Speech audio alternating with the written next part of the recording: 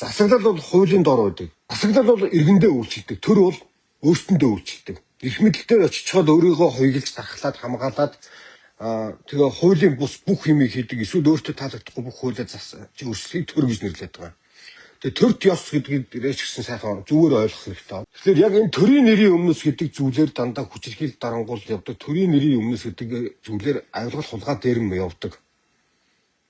Тэгэхээр энэ коммунизмоос улбаатай энэ үг нийслэлийн ард бол маш том аюултай юм зүйл болдог. Тэгээд яг өнөөдөр үзэгдэл нь бол ингээд Монгол бодит эффект нь болоод байгаа нь ийм том хулгай дээрмүүдийн төр гэдэг бүтцийн ард болсон.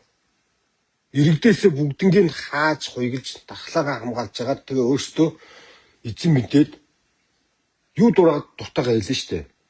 Бүх гэрээнүүдээ нууц тавьчихж байгаад хэлнэ штэ.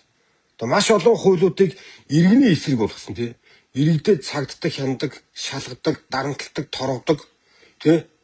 Боомлдог бүх юмнуудыг хийсэн. Иргэн бол ажил төрөл хийж орон зайгаа хамгаалж тий. Өрсөлдөх чадвараа сайжруулах орон зайд бүгд хомигдсон.